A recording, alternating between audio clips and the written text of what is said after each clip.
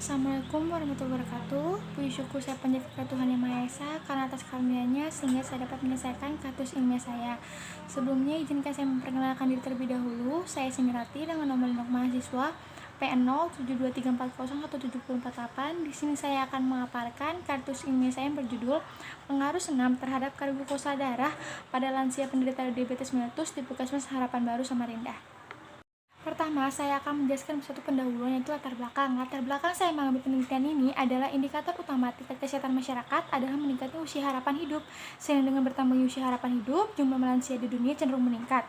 Menurut WHO menyatakan bahwa setelah mencapai usia 30 tahun, kadar glukosa darah akan naik 1-2 mg per tahun pada saat puasa. Kadar gula darah yang berlebihan atau kekurangan akan menimbulkan masalah kesehatan pada tubuh.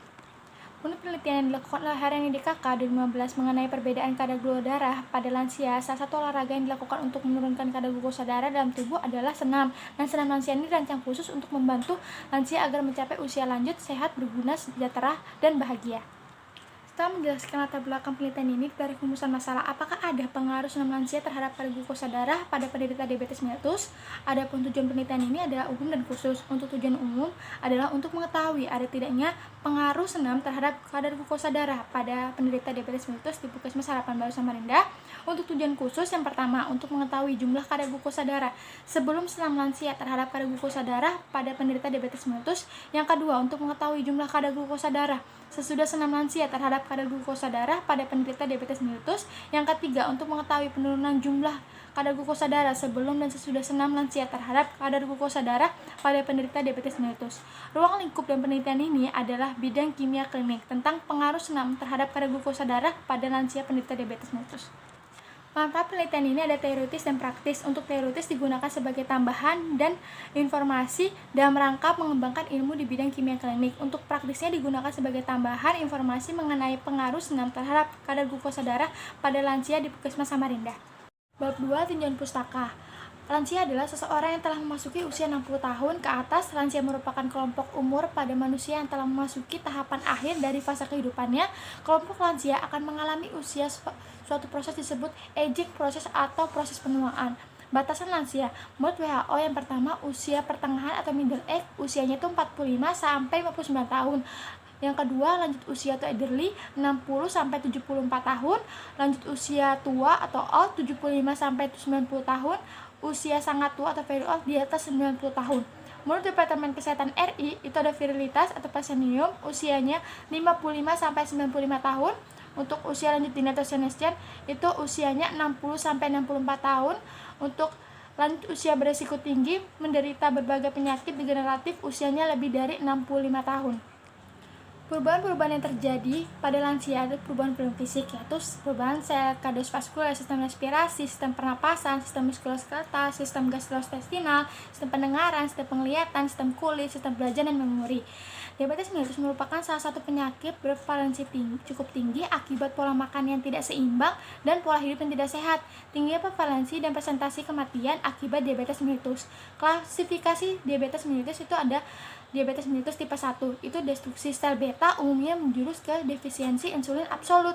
Diabetes tipe 2 itu bervariasi, mulai terutama dominasi resistensi insulin disertai defisiensi insulin sampai yang terutama defek sekresi insulin disertai resisten insulin.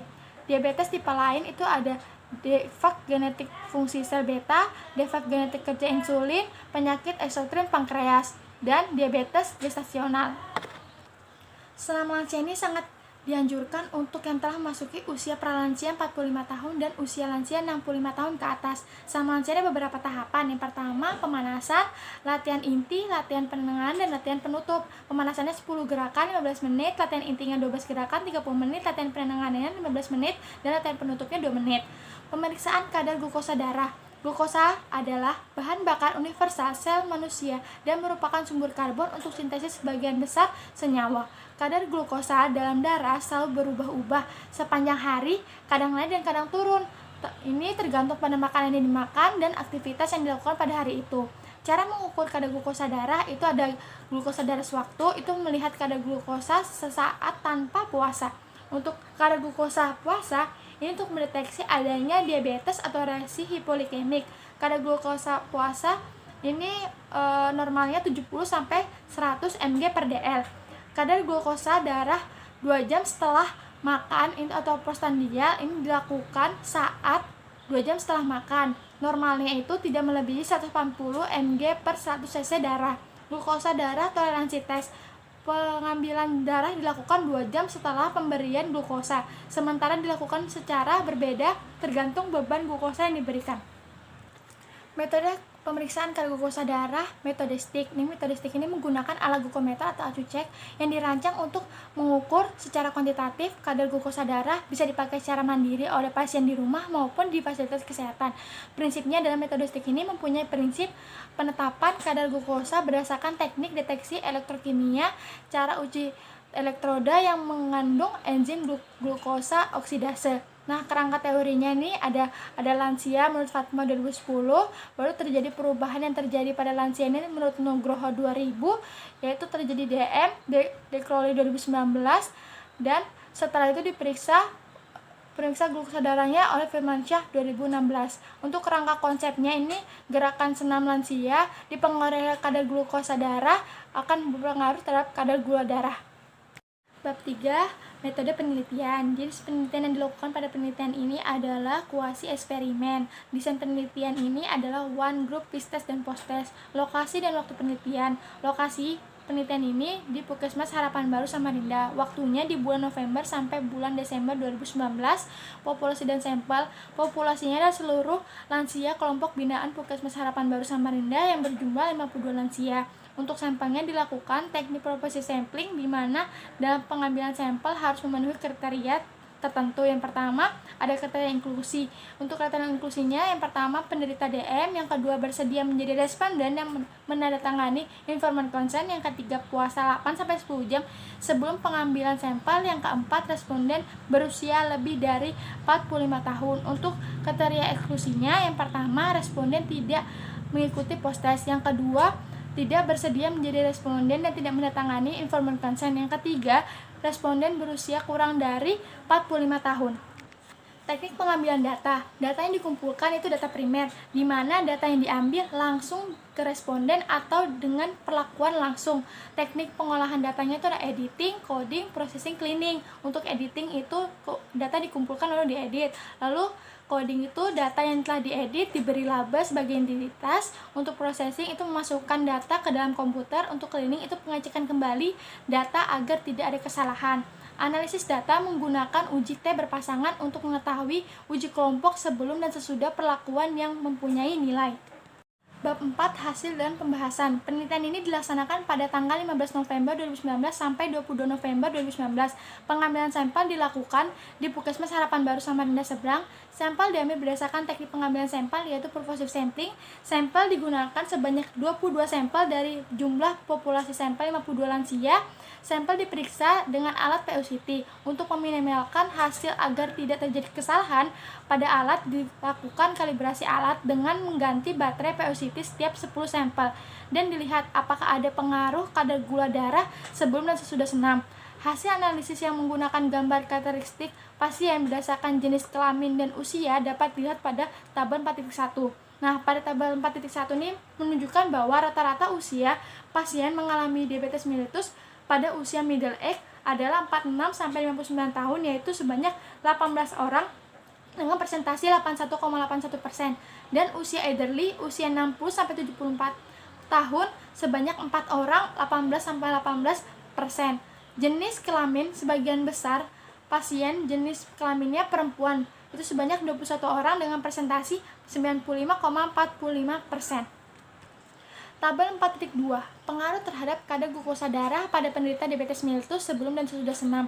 Dari tabel 4.2 menunjukkan kadar glukosa darah pada penderita DM sebelum senam itu 199,09 plus minus 81,86, dan sesudah senam 175,91 plus minus 669,58. Selisih kadar glukosa darah sebelum dan sesudah senam sebesar 23,59 plus minus 23,88. Dan angka signifikan p-value lebih kecil dari nilai alfa 0,00 kurang dari 0,05. Maka terdapat pengaruh yang ada sebelum dan sesudah dilakukan senam. Pada penderita DWM, uji hipotesis yang dilakukan dengan dependency test di tabel 4.2. Kadar glukosa didapatkan nilai P kurang dari 0,005 atau P value sama dengan 0,000 sehingga HO-nya ditolak dan HA-nya diterima. Signifikan terhadap kadar glukosa darah pada penderita diabetes mellitus pada lansia sebelum dan sesudah dilakukan senam di Puskesmas Harapan Baru Samarinda. Pembahasan penurunan kadar gula darah pada pemeriksaan mungkin diakibatkan keadaan responden yang berpuasa terlalu lama. Hal ini terkait dengan pengambilan darah awal membutuhkan waktu yang lebih lama dibandingkan dengan pengambilan darah akhir. Tabel 4.1 menunjukkan bahwa hasil penelitian yang dilakukan dari 22 orang dengan kadar gula darah rata-rata didapatkan pada lansia yang masih dinilai normal. Berdasarkan hasil pengukuran kadar gula darah masing-masing lansia didapatkan bahwa usia mempengaruhi kadar gula darah di dalam darah, di mana pada usia ini seseorang akan mengalami banyak penurunan fungsi tubuh sehingga akan membatasi aktivitas fisik yang dapat dilakukan dengan mengakibatkan penumpukan gula darah di dalam tubuh. Pada orang dewasa normal, ketika berpuasa lebih dari 8 jam dibutuhkan mekanisme dasar pertahanan fisiologis yang melibatkan peran berbagai hormon seperti insulin, glukagon, dan keterokalamin agar terjadi keseimbangan kadar gula darah di dalam dan mencegah terjadinya hipoglikemik. Terjadi peningkatan rata gula darah puasa dan meningkatnya jumlah lansia yang mengalami hipoglikemik mungkin disebabkan tidak patuhnya lansia ketika melakukan senam lansia. Beberapa lansia ketika senam tidak mencapai waktu 60 menit, sebagian lain tidak mengikuti gerakan senam seperti yang diinstruksikan akibat kelelahan dan tidak memaksimalkan senam lansia yang dilakukan berakibat tidak tercapainya efek senam lansia pada tubuh, yaitu penurunan kadar gula darah puasa. Bab 5. Kesimpulan dan saran. Kesimpulannya yang pertama, hasil jumlah lansia penderita diabetes mellitus yang mengalami penurunan kadar gula darah dalam mengikuti senam sebanyak 20 sampel dari 22 sampel lansia penderita diabetes mellitus. Yang kedua, hasil diabetes mellitus pada lansia dengan jenis kelamin perempuan lebih banyak daripada jenis kelamin laki-laki. Dan yang ketiga, hasil penelitian bahwa senam lansia berpengaruh terhadap kadar gula darah pada penderita diabetes mellitus. Saran, untuk bagi peneliti selanjutnya dapat melakukan penelitian pengaruh kadar gula darah pada lansia penderita diabetes mellitus di tempat lain selain di Puskesmas Harapan Baru Samarinda. Yang kedua, dapat dilakukan penelitian yang lebih lama dengan ditambahkan kelompok kontrol dan juga mengontrol pola diet dan gaya hidup responden.